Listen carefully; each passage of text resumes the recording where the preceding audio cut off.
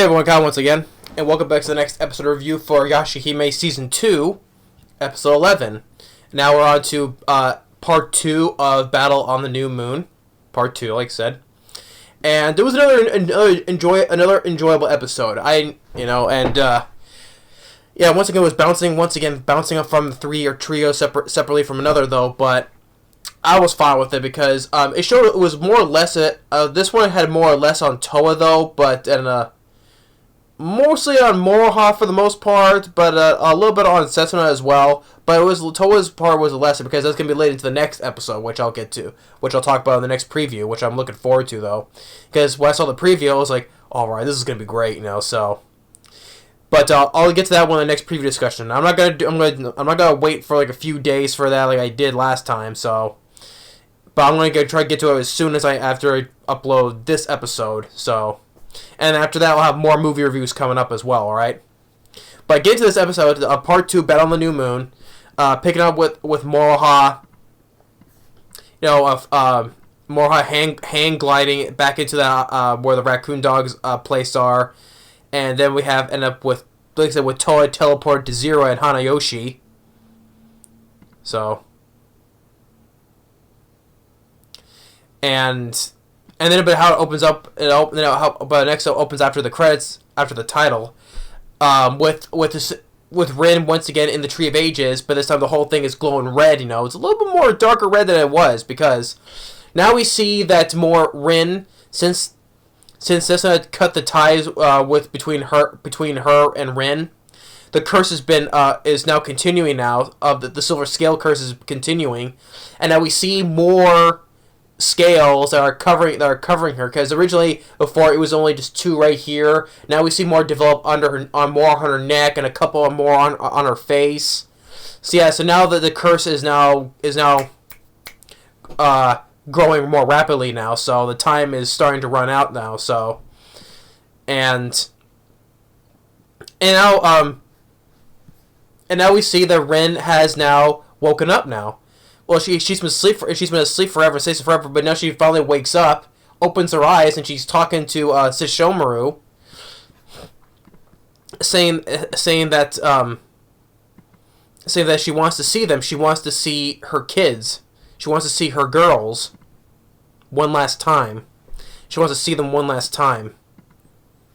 And then, of course, the Sesshomaru just walks away. But Rin tells Sesshomaru one last thing that Toa is crying,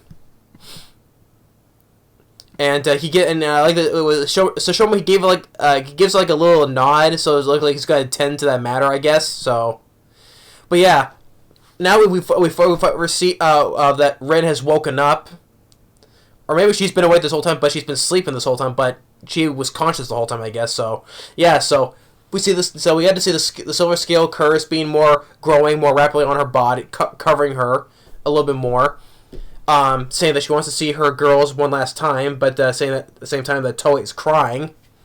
So, and they're aware of the new moon, Jaka and saying tonight's the new moon. So, and then we're going back with Setsuna back in that snow village. Which let me get to talk about Setsuna first, okay? So I'll get that so that way I'm not going back and forth. Once again, I'm going back and forth each and every one. So I'm going to stick with one, and I'll go on to the next, okay? So start with Setsuna.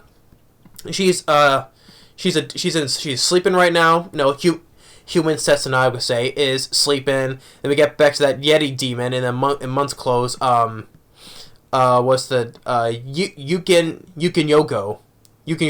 yeah. Saying, this is Sesshomaru's daughter's here, so, and when she reaches that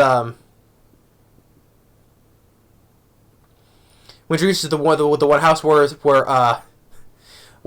Setsuna is at, like Hisui is there, and Kohaku's sitting there, just casually sitting there, just waiting for him to come in, and Hisui's reading the instructions that Setsuna gave to him, which Setsuna had very thought this out well in advance.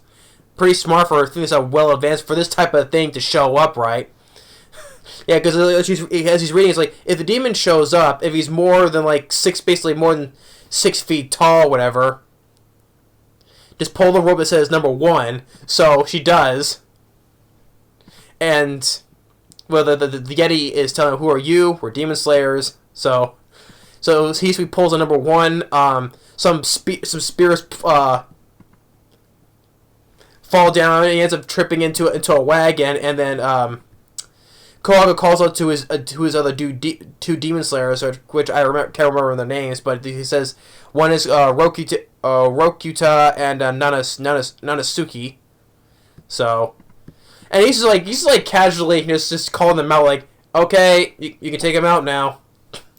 Like, so like I like this whole time this demon is like no life threatening at all, because they're just casually just sending this guy off on his way. Basically, he's like, okay. So yeah, it's like, okay, he's all yours. And they just sent him flying from a catapult. So yeah, so they send him blasting off like Team Rocket. We've seen a whole lot of Team Rocket blasting off in this the previous episode and this episode, you know. So a whole lot of Team Rocket blasting off. So and then they get those little smaller snow demons coming in, and thanks to Cessna's instructions, if there are multiple of them, Quokka can use his weapon, but they end up merging, and once again, but they merge and make it more big figures. And like I said, Cessna has thought this out well ahead of herself. How these demons happen to be, you know. So that was like very smart of her. So and then there's the next one. If they merge together, tells Hisui to use his Hirai goats. And he does, and takes him out. And I like how that Yeti demon is just like, yeah, he's all running. He's in a big hurry to running back, and he's like, okay, cut this out now. And then Hisui, reading the instruction again, pulls on the second lever. More like bamboo spears come out, and then he says that instead of through the wall, it says him hurling through the ceiling, through the roof, and sends him flying. Sends him blasting off again and saying, "Stop hurling me!" And while that's going on, Cessna is still sleeping. So, yeah, that was hilarious. I'm just when it happens, I'm just waiting for Team Rocket is blasting off again. Yeah, Team Rocket's blasting off again. So that was funny. That was legitimately funny. There you go. Boy. So anyway, getting back, we're now focus on Mohawk. I'll get to Toa last, because that's how it's gonna lead up to the next episode. So I'll get to Toa last though. So going back with Mohawk back on the island with the raccoon dogs. 2 guards are standing while they see the Elder Shogun drunkenly stumbling, and I was like, oh hey. So he goes on by, and then they see the Shogun again, only this time capturing Moroha, and it's like, hey, and then the two guards are like confused, like, wait a minute, you just came by, and then it's like, what? You saw me come by? That must have been Hachi then. So he's like, go get them. But that's actually, that's not of course, that's not the Shogun and Moroha. That's Takachio and Hachi in disguise. While the guards start berating the real Shogun's like, hey, what are you doing? So, and then, but Moroha sneaks in to get her bow and arrows, and Takachio's brother, Kinyu Yusuke, wants to apologize, thinking for that, for being a good leader, didn't have the courage, and all that, so she wanted to apologize to my brother. I'm sure he must hate me, but Moroha says no, and he wanted to apologize to you too. So, and then the painting where the spirit guardian is talking, and Moroha tried to use her arrow, but it didn't work. Then the painting shows up, spewing out that light, the paralyzing light that she couldn't move from before, thanks to the same thing with the floating eyeball did. So, But then all of a sudden, Takamaro, the flying eagle, you can say, comes in with that message that they got, knocks the painting over, and then the painting is saying, "Hey, Kiyosuke, help me get up." Like, so the painting is the nerves to ask to him to pick himself back up. That's another funny thing. It's like, who will listen to anything you say? So I'm liking Takachiyo's brother. And so he returns. So he gets the message to Moroha. 2 papers. One of them has a picture of Morocco doing like the hand technique. The same thing what the Elder Shogun was doing, the world reversal technique. But she couldn't. But she couldn't make understand what the whole thing was meaning. So. And then the Shogun comes in. And it's like, oh, and Moroha's like, hey, Hachi, you're doing a good job.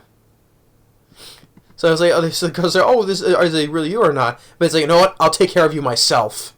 And then Moroha goes and says, oh, I'm sorry, but I have to read this letter, so I'll deal with you later. In that case, keep up the good work, Hachi. I mean, like I said, I gotta say before, like I said, I love Moroha. I just love how the way she's definitely more of her dad. Like Inuyasha, sometimes how the way his attitude works. Same thing applies with Moroha. I just love Moroha. I just can't think she can be just such a, well, not an I would say a-hole though, but I just love how the way she says it, just the way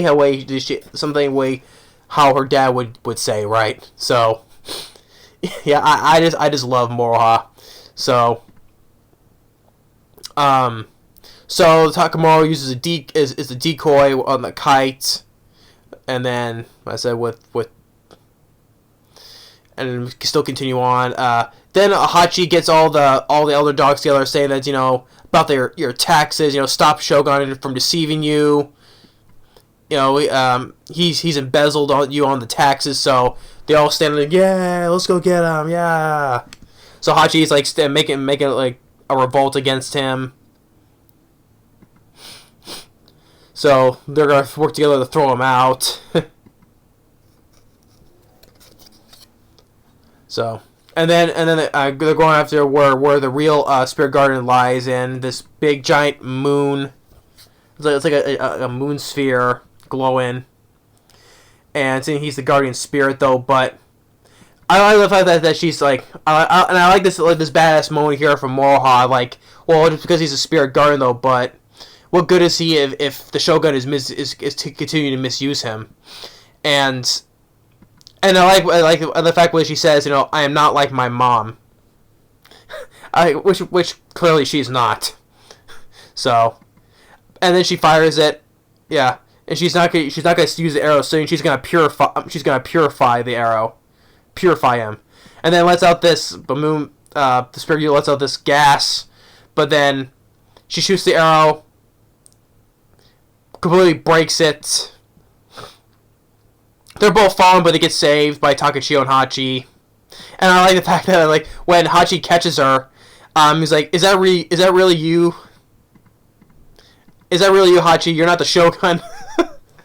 Oh boy.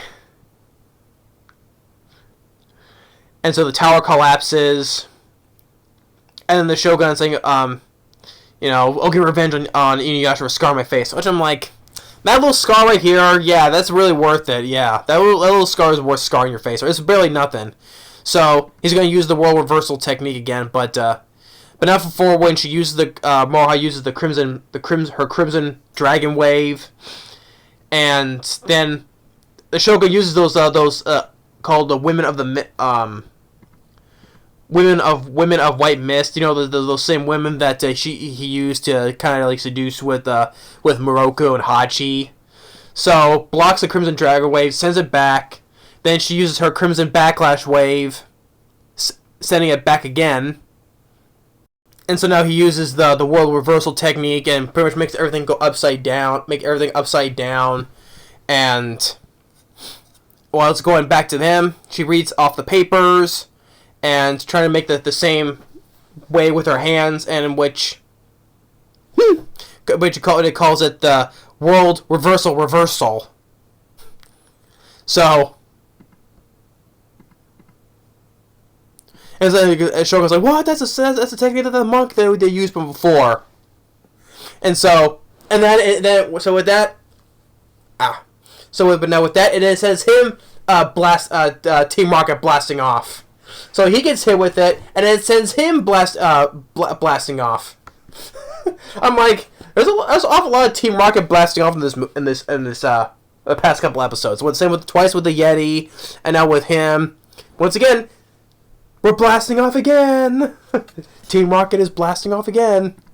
So sends him blasting off, and now the painting's put back in now, and that's when as soon as they put the painting back together, the painting of the raccoon dog is smiling. It's like kind of like happy. So,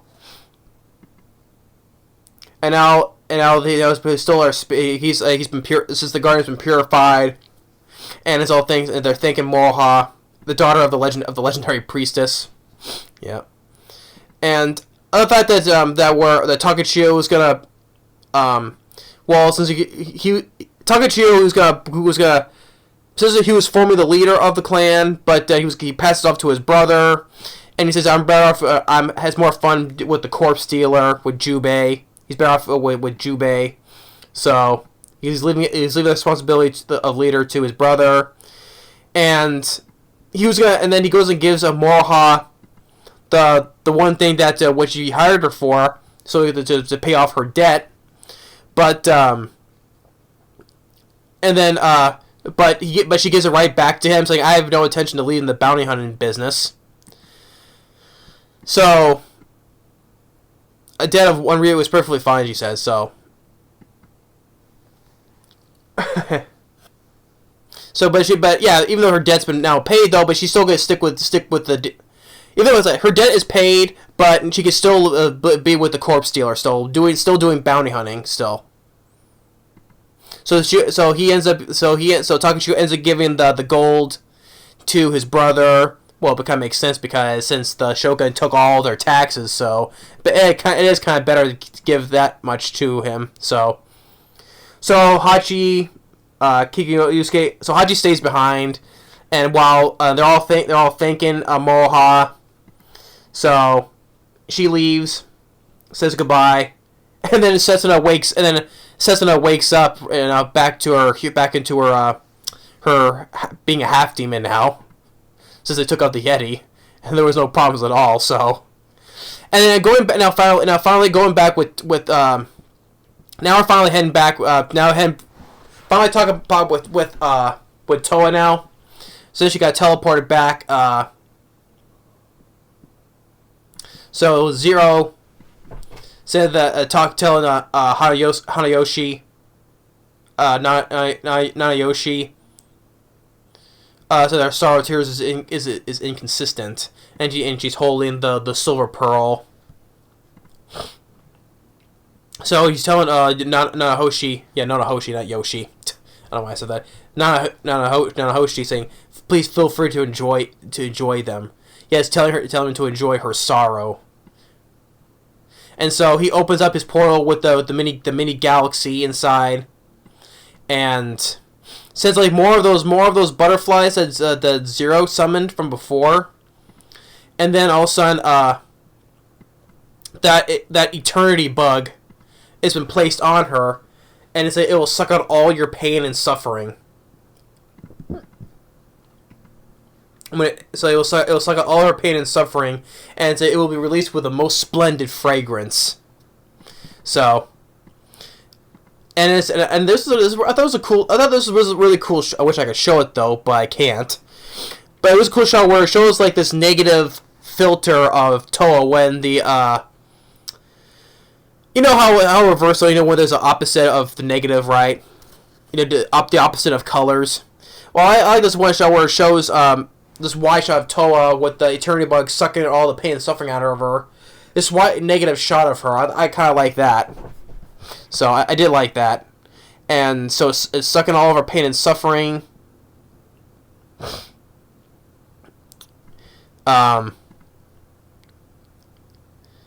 And then and Zero's telling you can go and cry. The more tears you shed, the more your sorrow will be elevated. And then, but saying, I will never cry. Which, thing is, though, she has cried a lot of times from the past, so she is going to cry. So she's like, oh, this is pretty impressive. So, and then Zero saying, so reveal the vicious darkness that hides deep within your heart. Which kind of leading up into the next episode, which I'll talk about in the preview discussion. The next preview discussion, the darkness in our heart. So I'm going to talk about that in the next preview discussion right there. But she's saying I won't cry. I refuse to. But thing is though,